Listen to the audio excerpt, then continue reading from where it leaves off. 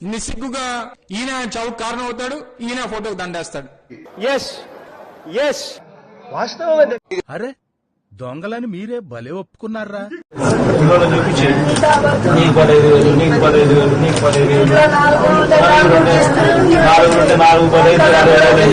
మరి ఈ బ్రోకర్ మరి చెప్పి మోసం చేసి ఇప్పుడు లాస్ట్ వచ్చిన తర్వాత అయ్యింది ఏమి మోడీ ఏదో అని ఎవరికైనా చూపించండి రా, వదిలేయకండి రా బాబా. విద్యాదీవన్ సంజీవన్ సున్నా ఒకటి అసహ్యం వేస్తుందిరా.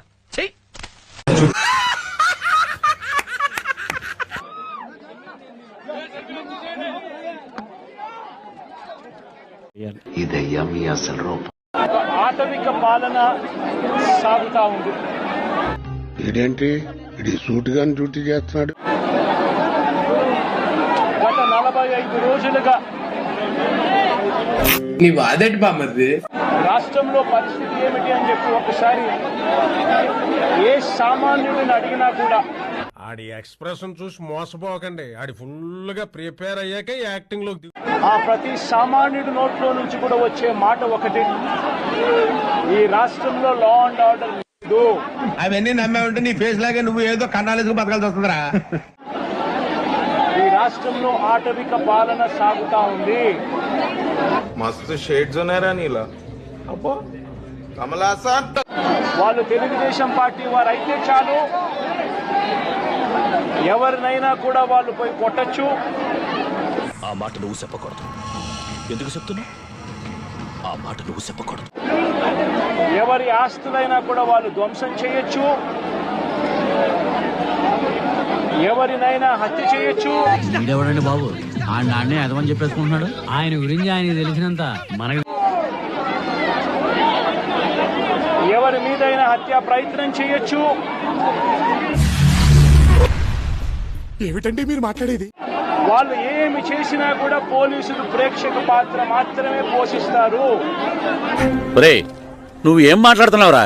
అసలు నీ మాటలకి ఏమైనా అర్థం ఉందా? ఉంది సార్. పోలీసులు ఇంకా అటువైపు నుంచి ఎవరైనా కేసు పెడితే చూస్తున్నా, అన్ని అబ్జర్వ్ చేస్తున్నా. దొంగ కేసులు వాళ్ళే తప్పు చేశారనంటూ పోలీసులు కూడా బనాయిస్తారు.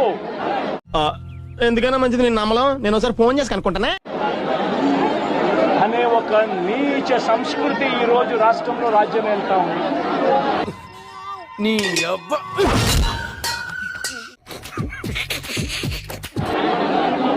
నిజంగా నేను చంద్రబాబు నాయుడు గారిని ఒకటి అడుగుతా ఉన్నా, ఏమైందిరా? ఈ 45 రోజుల పాలనలో ఏకంగా 31 రాజకీయ హత్యలు చెప్తున్నారు, ముందే చెప్పాలి కదా. ఆస్తులను, ప్రైవేట్ ఆస్తులను ధ్వంసం చేశారు. చూసారా సార్ డబుల్ యాక్షన్? ఇంట్లో చొరబడుతున్నారు, ఆస్తులను ధ్వంసం చేస్తా ఉన్నారు, షాపులను కాల్చేస్తా ఉన్నారు. ఇగో ఇడే సార్ బాత్రూమ్ గోలకి దుక్కుతారు. వైఎస్ఆర్సీపీ సానుభూతి పరుల చీనీ చెట్లను నరికేస్తా ఉన్నారు. రాట్లేదే చెప్పే కార్యక్రమం కూడా చేస్తాం. చెప్పేటప్పుడు నువ్వు ఫ్లో పోతుంది కదా.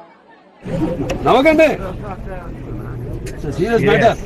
నువ్వు ఎంత ఆంధ్రజ్యోతి విలేకరు అయితే మాత్రం మధ్యలో వచ్చి చెప్పడం ధర్మం కాదు కదా. అరుస్తున్నాడు భయ్యుడు, నీకు బాగా మదం ఎక్కిందిరా గోవర్ధన. ఏం చెప్తాను?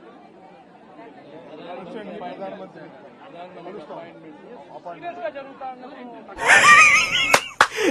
అమ్మాయి ఏం ఫీల్ ఉండదు మామయ్య.